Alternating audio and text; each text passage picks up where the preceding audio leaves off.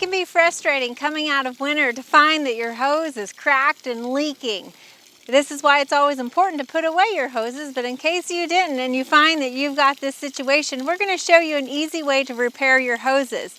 It's important to repair your hoses because if you're like me, a lot of times you just don't have enough hose to go around to stretch to all your plants. And so if you can salvage a good portion of that hose, it's important to do that before you go spend anywhere from $30 to $80 on a brand new hose.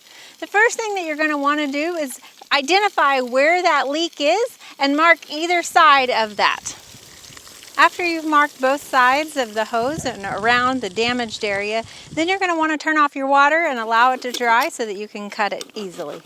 You can use whatever tool to cut the hose. Many different tools will work, but something that saws tends to tear the fibers in the hose a little bit more than scissors, which make a cleaner cut. So when you go to the store and you're in the hose section looking for the repair parts, there's going to be a couple of different options that you can find and purchase.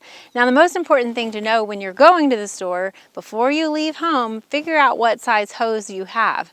Two of the most popular size hoses are a 5/8 and also a 3/4 inch hose. So here we have a 5/8 inch hose, so we need to make sure that we're buying the correct materials for that.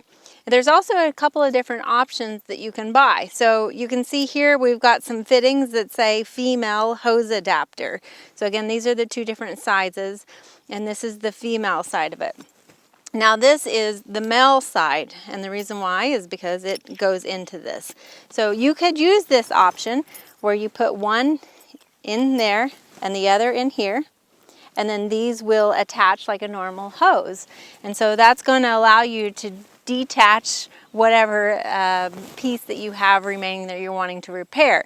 Now each one of these costs a few dollars, so these are two different pieces that you're going to have to buy.